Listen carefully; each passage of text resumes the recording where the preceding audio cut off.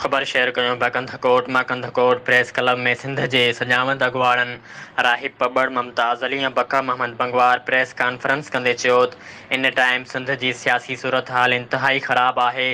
सिंध अॻु में बि धारनि जी लोथ खे बर्दाश्त करे पई।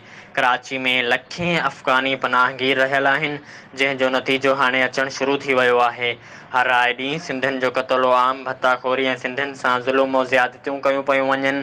आलमी सूरत हाल अफ़गानिस्तान में ॿीहर तालिबान जे अचण बाद अफ़गानिस्तान अंदरि का बि घरू वेड़ न आहे। अफ़गानी अवाम जो पंहिंजो फ़ैसिलो आहे त अशरफ गनी जी हुकूमत हुजे या तालिबान जी, जंहिं ते असांखे को बि एतिराज़ न आहे, पर अफ़गानियुनि खे वधीक सिंध में आबाद न कयो वञे। जेके सालनि खां सिंध में अफ़गानी आबाद आहिनि उन्हनि खे निकाल ॾेई करे सिंध मथां भार ख़तमु कयो वञे। इन्ही वॾी सूरत हाल ते क़ौम परस्त धुरियूं बि ख़ामोश आहिनि।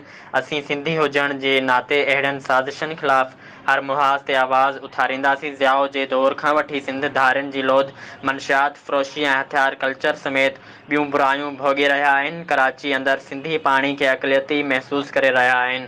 सिंध हुकूमत ऐं क़ौम परस्त अॻुवाणनि खे घुर्जे त उन्हनि मसइलनि ते भरपूर नमूने किरदारु अदा करनि, जीअं सिंध अंदरि धारियुनि खे निकाली ॾेई सिंधियुनि खे ख़ुशहाली फ़राहम कई वञे। आर्मी स्टाफ खां ऐं ॿियनि इदारनि खां त अफ़गानी पनाहगीरनि खे जो बोझ जेको आहे सो अॻु ई सिंध ते तमामु घणो आहे। जेकॾहिं तव्हां सिंध में पाकिस्तान में तरसाइणु चाहियो था, केपी आहे, फाटा आहे, पंजाब आहे, उॾे तरसायो।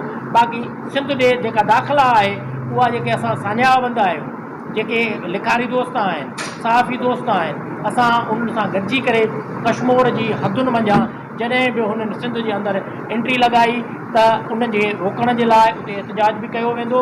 उनजी रस्ता रोक करण जे लाइ जेको आहे सो मुकमिल उहे असां पाण मुरादो जेके सान्याबंद आहिनि सिंध जा